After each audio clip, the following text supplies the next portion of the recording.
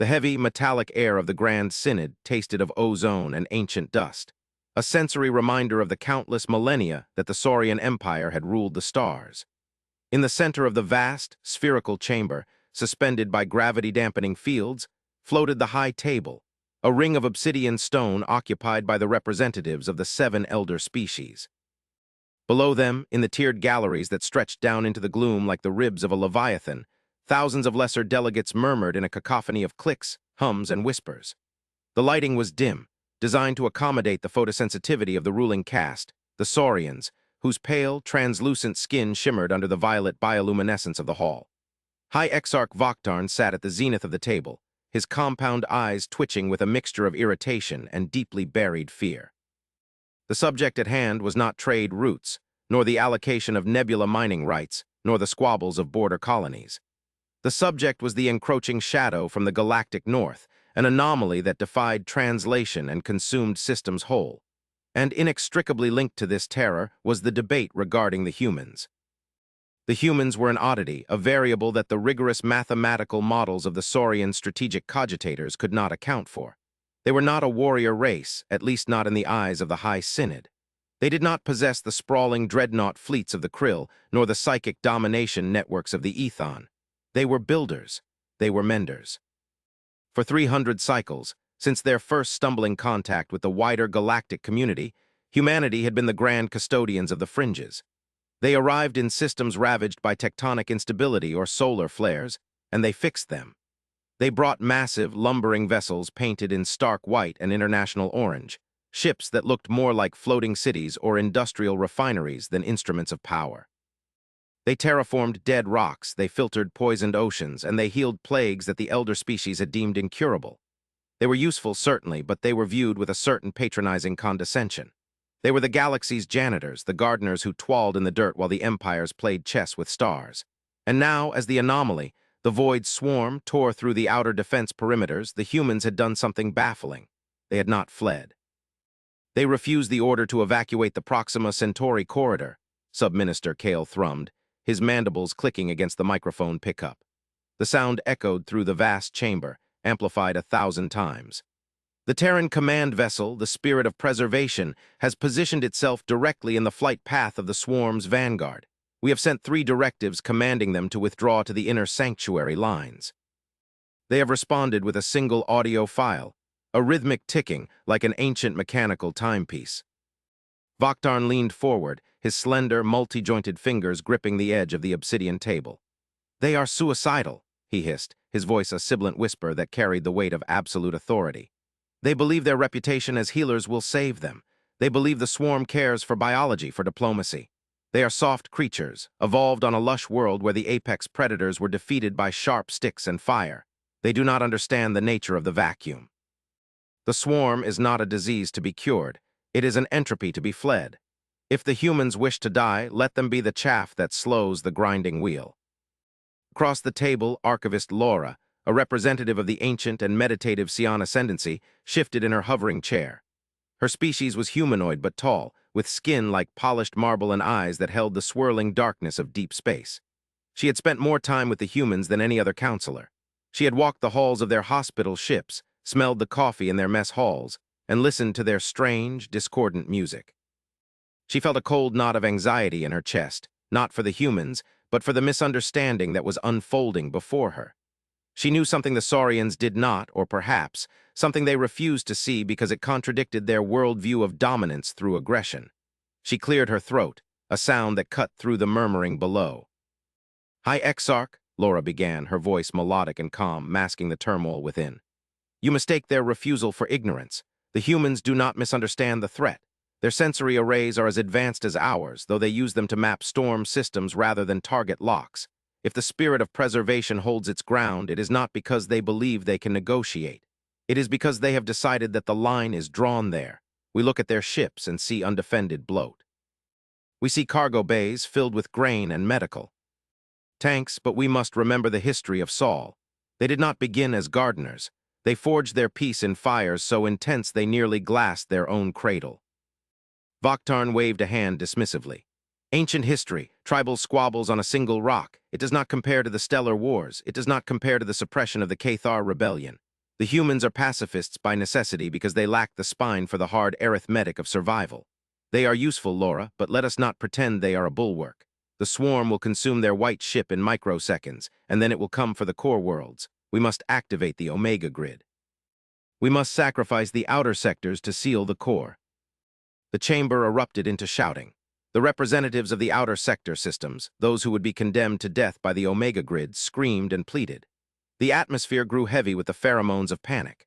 The heavy doors of the chamber groaned, the sound vibrating through the floor, silencing the chaos instantly. The massive, blast-proof portals, designed to withstand orbital bombardment, ground open with the screech of tortured metal. Through the haze of the entryway, a small delegation walked. They were not Saurian guards, they were humans. They wore no armor, they carried no weapons. There were 4 of them, dressed in the simple, utilitarian gray tunics that marked the officers of the Terran humanitarian fleet. Leading them was a woman of advanced age, her hair a startling shade of silver tied back in a severe bun. Her face was a map of deep lines, etched by decades of hard decisions and the harsh light of foreign suns. This was Admiral Elena Vance, the commander of the Spirit of Preservation. She walked with a cane, a piece of polished wood that clicked rhythmically against the metal floor, echoing the strange transmission the Saurians had received. The silence in the Grand Synod was absolute. The sight of a human walking into the High Council without invitation, without ceremony, was unheard of. It was an affront. It was impossible. Vance stopped at the base of the high table, looking up at the floating ring of alien leaders. She did not bow. She did not activate a translator device, though the universal systems picked up her voice and broadcast it clearly. "Hi, Exarch," she said, her voice raspy but steady, possessing a timbre that resonated in the chest. "We detected the activation sequence for the Omega grid. We are here to ask you to stand down." Vaktarn rose to his full height, his bioluminescence flaring red with rage. "You dare intrude? You dare command the Synod? You are a guest in this galaxy, human. Your ships are unarmed barges. You exist because we allow it. Return to your vessel and flee or burn with the rest of the refuse." Vance's expression did not change. She looked tired, incredibly tired, like a mountain that had weathered too many storms. She leaned heavily on her cane. "We are not guests," she said softly. "We are neighbors, and neighbors do not burn down the neighborhood to save their own house. You call our ships barges. You look at the Spirit and you see a hospital. You see a floating farm. You see weakness because we choose to heal rather than destroy. But you forget a fundamental truth of the universe, Exarch. The power to create life and the power to end it are the same power. It is merely a matter of direction. It is a matter of flow." Laura watched Vance closely, noticing the way the human's hands trembled slightly, not from fear, but from a suppressed energy, a tension that radiated from her small frame. Laura realized then that the humans were not staying to die. They were staying to do something that grieved them. "The swarm is 10 minutes from the perimeter," Vaktarn spat. "Your ship is in the way. It will be vaporized. We are activating the grid. The matter is closed." "The matter," Vance interrupted, her voice suddenly hardening, losing its grandmotherly softness and taking on the cold edge of a steel blade, "is only just opening. The Spirit of Preservation is not just a hospital, Exarch. For 300 years we have kept the brakes on. We have throttled the engines down to keep the atmosphere processors stable. We have diverted 90% of our reactor output to synthesis and healing. We did this because we wanted to be good. We wanted to leave our past in the dark." She paused, looking around the chamber, meeting the eyes of every terrified delegate. "But if you activate the grid, you kill billions. If you let the swarm through, you kill trillions. We cannot allow either." "You cannot stop it," Vaktarn roared. "With what bandages, terraforming lasers?" Vance sighed a long, tragic exhalation. She tapped her cane on the floor 3 times. "No, not with bandages. Today is a sad day, Exarch. Today is the day the Starship stops being good." She tapped a communication link on her collar. "Bridge, authorization Vance 00 Alpha, Relia. See the limiters, drop the Mercy mantle, initiate the shift." The holographic display in the center of the room, which had been showing the tactical map of the approaching swarm, suddenly shifted focus to the live feed of the Spirit of Preservation. The ship was immense, a sprawling white structure of domes, habitation rings, and botanical gardens, easily the size of a small moon. It hung in the void, a beacon of light against the encroaching darkness of the swarm, a cloud of millions of jagged, black needle ships that moved like a singular, predatory organism. As the council watched, the Spirit began to change. The white hull plates, the ones marked with the universal symbols of peace and aid, began to detach. Great sheets of ablative armor, kilometers long, sheared away from the vessel, jettisoned into space like a snake shedding its skin. The beautiful glass domes of the arboretums, filled with the rare flora of 1,000 worlds, retracted inward, buried deep beneath shifting layers of dark gunmetal gray. The lights of the ship, the warm, inviting yellows and soft blues, flickered and died, replaced by a sullen, throbbing red-crimson that seemed to bleed into the sensors. The structure of the ship groaned, a sound picked up by the vacuum sensors as the frame elongated. The habitation rings locked into place, forming a rigid spine. The engine nacelles, usually glowing with a soft blue iron wash, flared with a blinding, violet intensity, the color of a dying star. What remained was not a hospital. It was a sphere, a jagged industrial nightmare of exposed conduits, heatsinks, and weapon apertures that had been hidden beneath the facade of benevolence. The ship was no longer the spirit of preservation. It was a raw, naked singularity projector built around a reactor core that shouldn't have been possible for a species of humanity's perceived level. "We told you we were builders," Vance said, her voice echoing in the stunned silence of the chamber. "And we are, but before you can build, sometimes you must clear the ground. The technology we use to terraform, to heat planetary cores, to move tectonic plates, to thicken atmospheres. Do you understand what that is? It is the manipulation of gravity and energy on a planetary scale. We use it to make worlds live." She looked up at Vaktarn, her eyes filled with a profound sorrow. "But if we reverse the polarity, if we stop nurturing and start tearing, it is the most efficient weapon in the galaxy." On the screen, the swarm slammed into the space where the spirit stood. The Saurian tactical computers screamed warnings of imminent collision. The swarm ships fired their entropy beams, weapons that rotted hull plating and aged crews to dust in seconds. But the beams did not hit the human ship. They curved. They bent around the vessel as if space itself was afraid to touch it. "Gravity well generators," Laura whispered, her mind reeling. "They aren't shields. They are bending the space-time curvature around the hull. They are using terraforming gravity anchors as a deflector." "Targeting solution acquired," Vance's comms earpiece buzzed, loud enough for the nearby counselors to hear. "The swarm is a hive mind. Central node detected." "Fire," Vance whispered. The ship that had once been a hospital did not fire a laser. It did not launch a missile. Instead, the front section of the vessel, a massive aperture that had previously been used to project atmospheric stabilizers, began to spin. It spun until it was a blur, and then a beam of pure, absolute nothingness erupted from the bow. It wasn't light. It was the absence of light. It was a tear in the fabric of reality, a controlled collapse of the vacuum energy. The beam struck the center of the swarm. There was no explosion. There was no fire. The swarm simply ceased to be. The needle ships crumpled, imploding into microscopic points of dense matter as the gravitational shear ripped the atomic bonds of their hulls apart. The beam swept across the enemy formation like a scythe through wheat. It was silent, efficient, and terrifyingly absolute. The good ship was not fighting. It was editing the swarm out of existence. It was applying the laws of physics with prejudiced brutality. In the council chamber, the silence was heavy, suffocating. Vaktarn collapsed into his chair, his legs giving way. He stared at the screen, at the destruction of a threat that had terrified the elder empires for a century, accomplished in seconds by the species he had called gardeners. You had this," Vaktarn stammered, his arrogance shattered. "You had this power the entire time, for 3 centuries. You walked among us unarmed while possessing the power to crack stars. Why hide it? Why let us mock you?" Vance turned slowly, her cane tapping against the floor. "Because, Exarch, when you carry a hammer this heavy, everything looks like a nail. We didn't hide it because we feared you.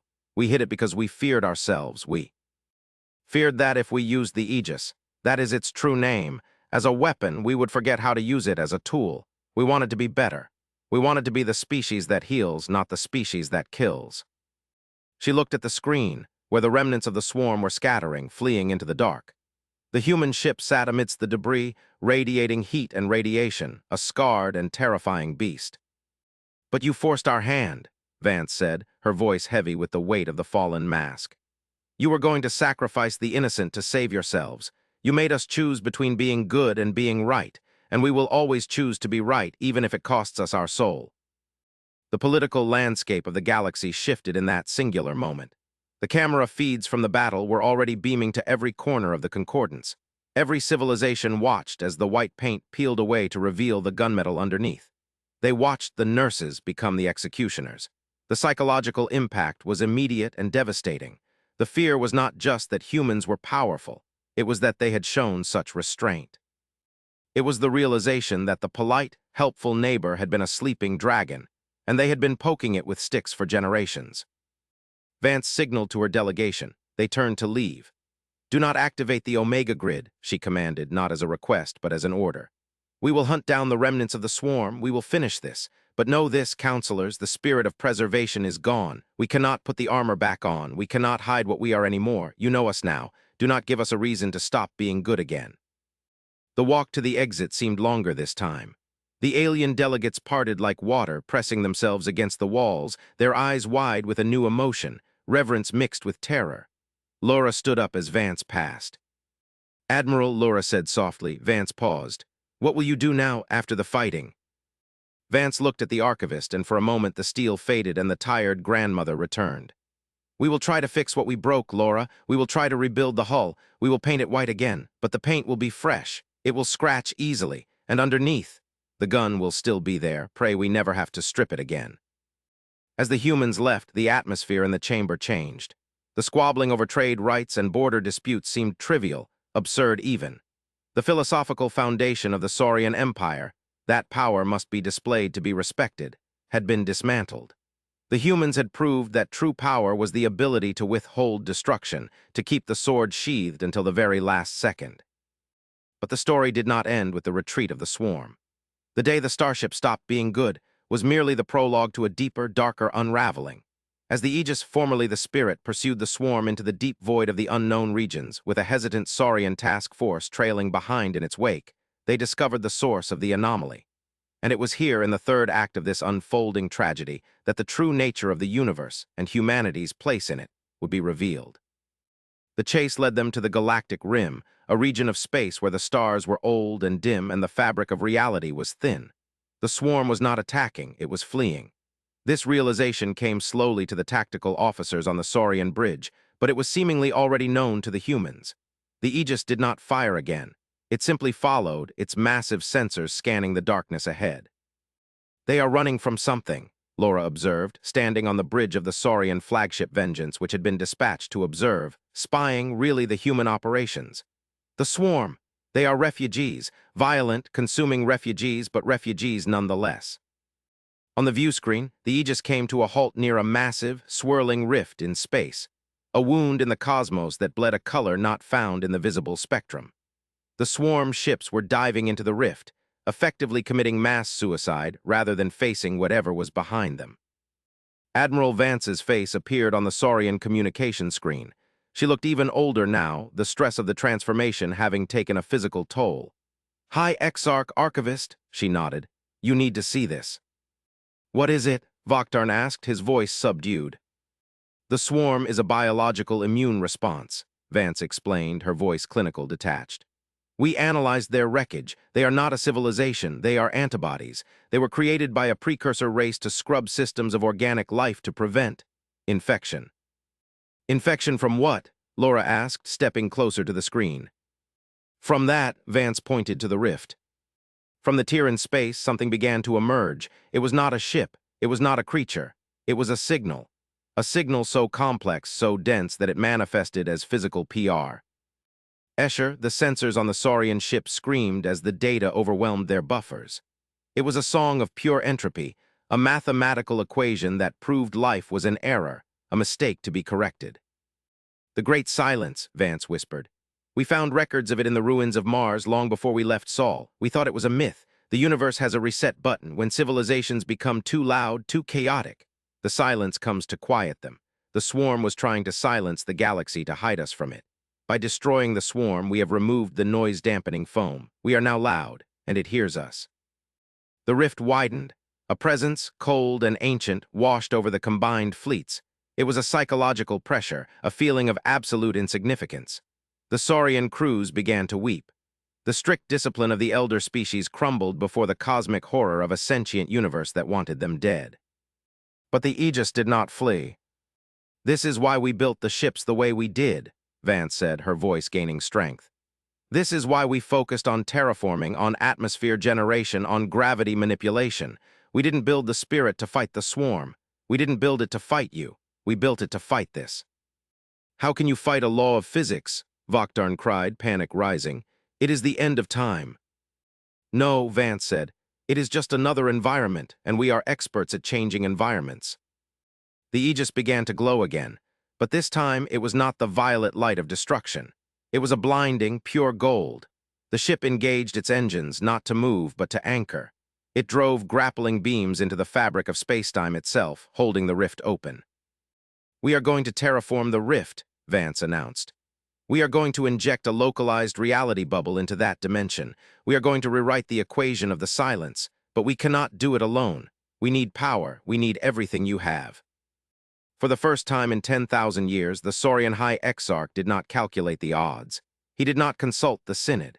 He looked at the human ship, that terrifying, beautiful, contradictory machine, and he understood.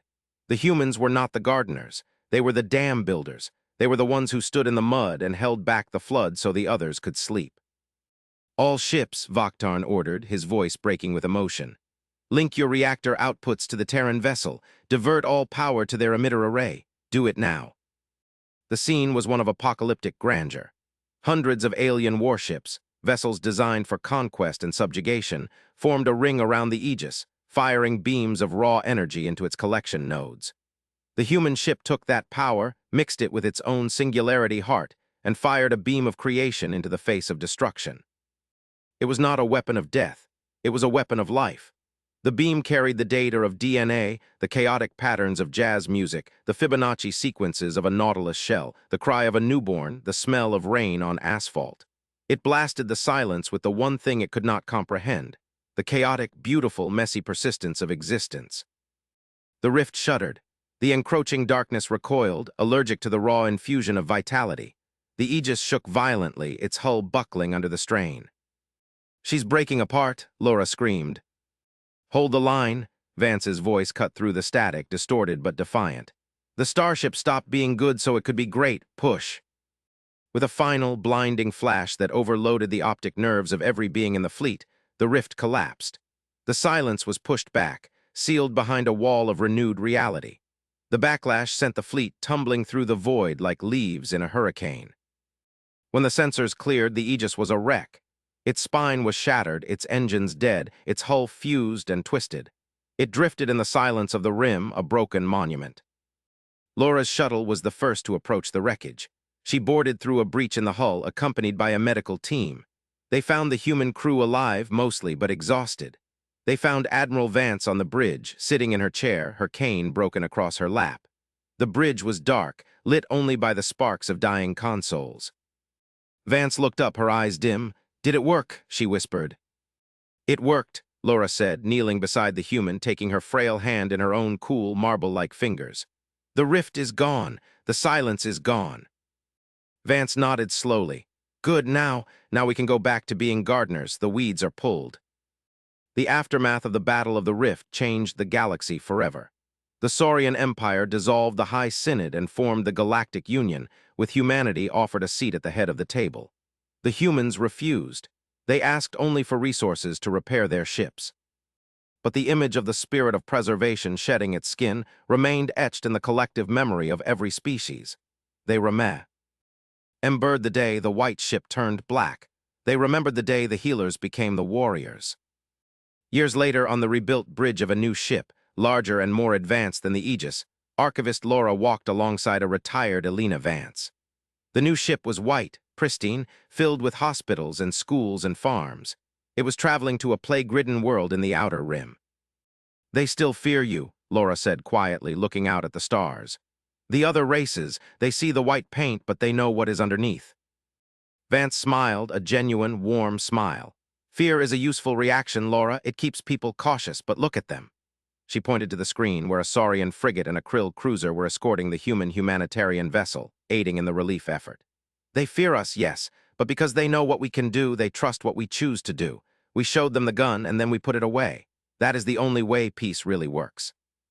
Laura nodded, understanding finally the paradox of the humans. They were the most dangerous creatures in the universe because they chose not to be.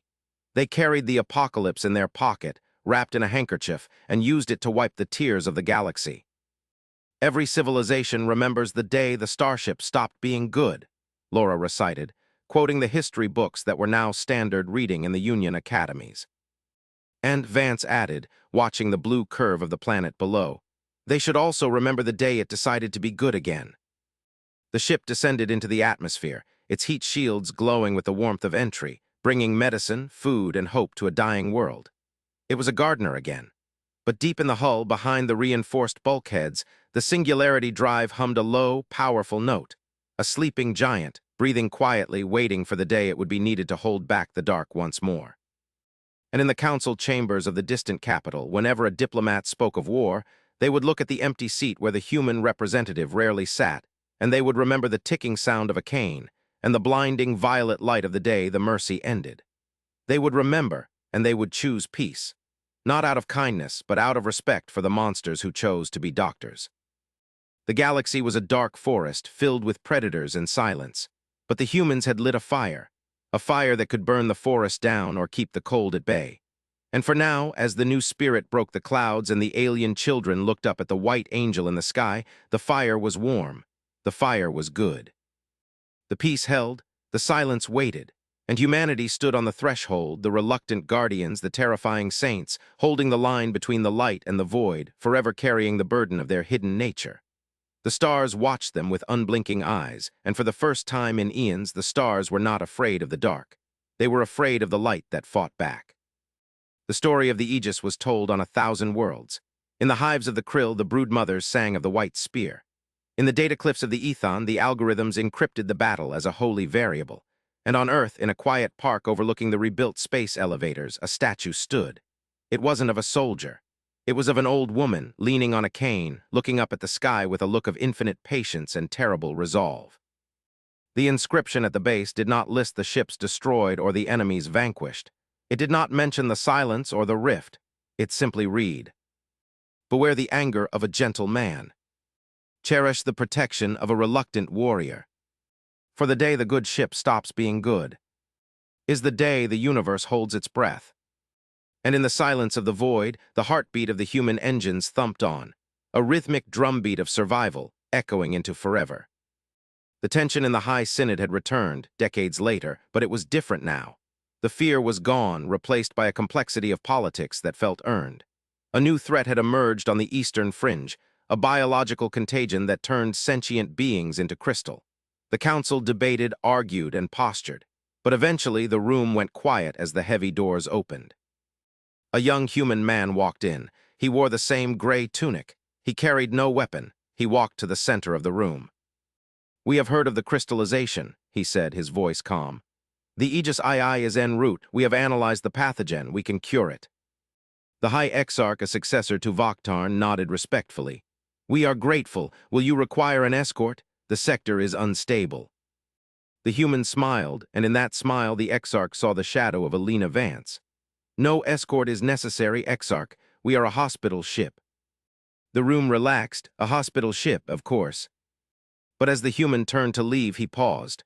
"However," he added, his voice dropping an octave, "if the Allies attempt to engage us, we have installed some new upgrades to the deflector dish, just in case." A ripple of nervous laughter moved through the room. It was a dark joke, a shared memory. They knew.